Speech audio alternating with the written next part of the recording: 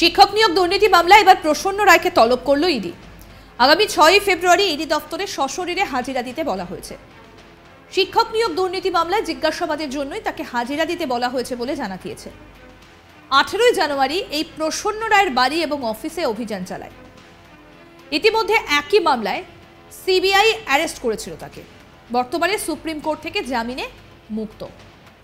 এর আগে চলতি মাসে শিক্ষক নিয়োগ দুর্নীতি মামলায় মিডল ম্যান বলে পরিচিত প্রসন্ন কুমার রায়ের বাড়ি এবং অফিসে হানা দিয়ে প্রচুর নথি উদ্ধার করেছিল কেন্দ্রীয় তদন্তকারী সংস্থা ইডি।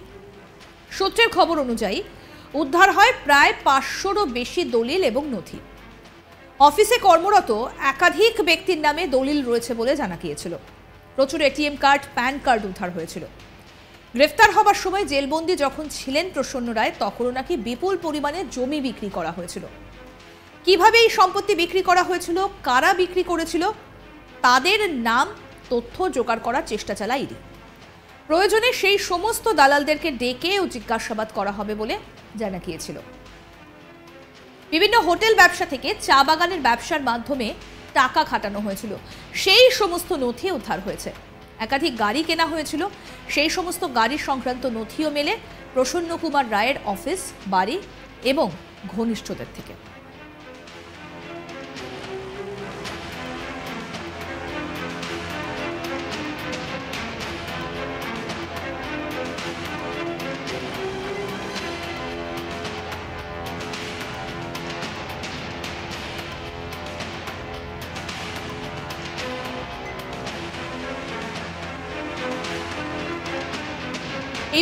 এই প্রসন্ন রায় প্রাক্তন শিক্ষামন্ত্রী পার্থ চট্টোপাধ্যায় ঘনিষ্ঠ।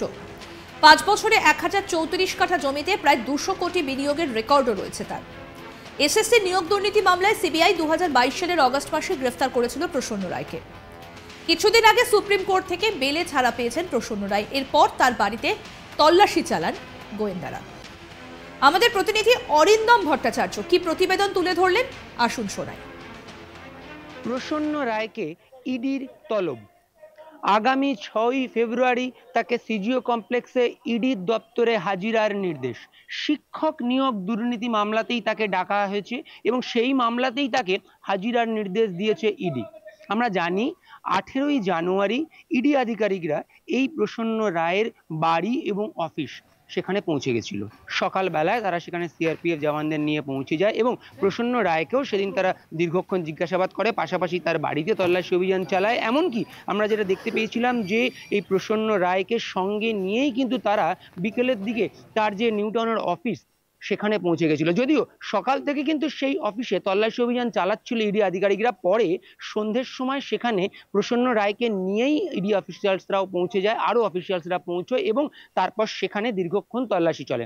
আমরা যেটা ইডি সূত্রে জানতে পেরেছিলাম যে সেই তল্লাশিতে কিন্তু ইডি আধিকারিকরা তার অফিস থেকে প্রায় 500টির কাছাকাছি সম্পত্তির দলিল উদ্ধার করেছিল এবং আরও অন্যান্য অনেক তথ্য সেখান থেকে তারা পেয়েছিল, যেগুলো তারা সেখান থেকে সংগ্রহ করেছিল।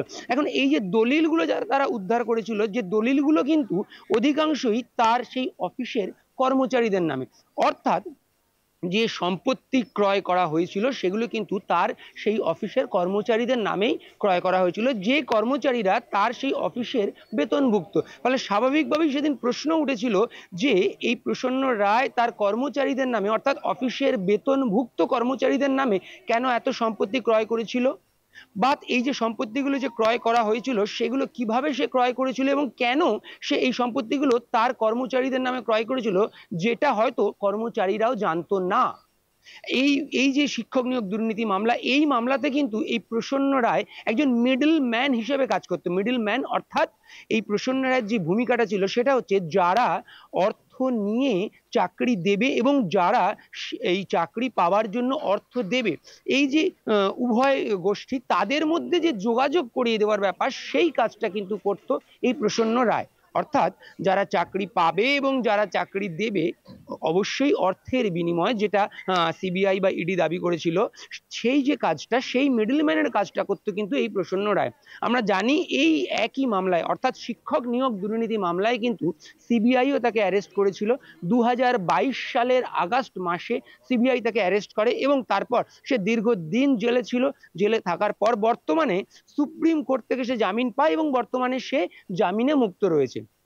আর এরপরেই 18ই জানুয়ারি ইডি আধিকারিকরা পৌঁছে যায় তার বাড়িতে, তার বলাকা আবাসনের যে ফ্ল্যাট, পাশাপাশি আরো যে ফ্ল্যাট রয়েছে এবং পাশাপাশি তার নিউ টাউনে যে অফিস রয়েছে, সব জায়গায় পৌঁছে যায়, সিআরপিএফ জওয়ানদের নিয়ে পৌঁছে যায় এবং সেখানে তল্লাশি অভিযান শুরু করে। এবং তল্লাশিতে আমি যেরকমটা বলছিলাম যে একাধিক দলিল তারা ইডি আধিকারিকদের হাতে আসে, যেগুলো তার অফিসের কর্মচারীদের নামে, পাশাপাশি একাধিক নথি তারা হাতে পায়। সেই সমস্ত নথিগুলো খতিয়ে দেখে কিন্তু ইডি আধিকারিকদের মনে একাধিক প্রশ্ন এসেছে বলেই আমরা ইডি সূত্রে জানতে পারছি। যেমন যে এই যে বিপুল সম্পত্তি, সেই সম্পত্তি এই প্রসন্ন রায়ের কাছে এলো কি করে, বা এই প্রসন্ন রায় কেন এই যে সম্পত্তি সেগুলো তার কর্মচারীদের নামে ক্রয় করলো, বা এই যে এই প্রসন্ন রায়ের সঙ্গে পার্থ চট্টোপাধ্যায়ের কি কোনো সম্পর্ক ছিল। পার্থ চট্টোপাধ্যায় মানে এই যে শিক্ষক নিয়োগ দুর্নীতি তদন্ত যখন ইডি শুরু করেছিল, করে কিন্তু প্রথম তৎকালীন শিক্ষামন্ত্রী পার্থ চট্টোপাধ্যায়কে অ্যারেস্ট করেছিল ইডি, এবং বর্তমানে পার্থ চট্টোপাধ্যায় কিন্তু জেল কাস্টাডিতে রয়েছে। এবং পার্থ চট্টোপাধ্যায় যতদিন ইডি কাস্টাডিতে ছিল, তাকে দীর্ঘদিন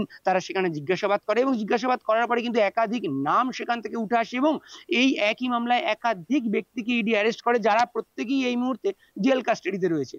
এর পাশাপাশি আমরা দেখতে পেলাম যে প্রসন্ন রায় যে মিডল ম্যান হিসেবে কাজ করতো বলেই কিন্তু আমরা সিবিআই যে তথ্য পেশ করেছিল আদালতে, সেই তথ্য এবং ইডির সূত্র, সেই সূত্র থেকে আমরা জানতে পাচ্ছি এই প্রসন্ন রায় এবার তার বাড়িতেও কিন্তু পৌঁছে গেল ইডি আধিকারিকরা, এবং তারপর তাকে জিজ্ঞাসাবাদ করলো, এবং তারপর তার অফিসে রেড করলো, করে বিভিন্ন নথি সংগ্রহ করলো। এবং ইডি সূত্র মারফত খবর, আগামী 6ই ফেব্রুয়ারি তাকে ইডির যে সল্ট লেকের অফিস, অর্থাৎ সিজিও কমপ্লেক্সে ইডির যে অফিস, সেখানে ডেকে পাঠানো হয়েছে, এই মামলায় ডেকে পাঠানো হয়েছে, এবং ইডি আধিকারিকরা তাকে এই মামলায় জিজ্ঞাসাবাদ করতে চায়। মূলত আমরা ইডি সূত্র থেকে যেটা জানতে পারছি, যে ইডি আধিকারিকরা যেটা জানতে চায় যে পার্থ চট্টোপাধ্যায়ের সঙ্গে এই প্রসন্ন রায়ের কি যোগাযোগ ছিল, পার্থ চট্টোপাধ্যায়ের সঙ্গে তার কোনো আর্থিক লেনদেন ছিল কিনা, বা তার যে এই বিপুল সম্পত্তি, সেই সম্পত্তির মধ্যে এই শিক্ষক নিয়োগ দুর্নীতির কোনো টাকা সেখানে ইনভেস্ট হয়েছে কিনা। কারণ তার নাম প্রচুর সম্পত্তি রয়েছে, তার গাড়ি রয়েছে, তার প্রচুর অর্থ রয়েছে, এই যে প্রচুর সম্পত্তি, সেগুলোর মধ্যে শিক্ষক নিয়োগ দুর্নীতির কোনো টাকা সেখানে যুক্ত রয়েছে কিনা। পাশাপাশি তারা ইডি আধিকারিকরা আরো জানতে চায় যে তার যে কর্মচারীদের নামের যে দলিল, সেগুলোতে সে কোত্থেকে কিনেছিল, সেই টাকা সে কোত্থেকে দিয়েছিল, বা সেগুলো কেন তাদের নামে কিনেছিল। পাশাপাশি আরো ইডি আধিকারিকরা যেটা জানতে চায়, আমরা যেটা সূত্র মারফত জানতে পারছি, যে এই পুরো যে শিক্ষক দুর্নীতি মামলা, সেখানে এই যে ব্যক্তি অর্থাৎ এই প্রসন্ন রায়, তার কি ভূমিকা ছিল, সে তার আর্থিক লেনদেন কার কার সাথে হয়েছিল, যারা যারা এই মুহূর্তে জেল কাস্টাডিতে রয়েছে, ইডি অ্যারেস্ট করেছে, তাদের সাথে এই প্রসন্ন রায়ের কোনো আর্থিক লেনদেন ছিল কিনা, বা তাদের সাথে কোনো পরিচয় ছিল কিনা। এরকম একাধিক প্রশ্ন কিন্তু ইডি আধিকারিকরা জানতে চাইছে, যেটা আমরা ইডি সূত্রে জানতে পারছি। এবং সেই জন্যই আগামী 6 তারিখ অর্থাৎ 6ই ফেব্রুয়ারি এই প্রসন্ন রায়কে সল্টলেকের সিজিও কমপ্লেক্সে ইডি দপ্তরে ডেকে পাঠানো হয়েছে। শিক্ষক নিয়োগ দুর্নীতি মামলায় তাকে জিজ্ঞাসাবাদের জন্য ইডি তাকে সমন করেছে। আরো আপডেট পেতে আজ তাক বাংলার ইউটিউব চ্যানেল সাবস্ক্রাইব করুন, নোটিফিকেশন পেতে বেল বাটন অপশন প্রেস করুন। এই ভিডিও সম্পর্কে আপনাদের মতামত জানান, কমেন্ট করুন, শেয়ার করুন, হোয়াটসঅ্যাপে ফলো করুন আজ তাক বাংলা।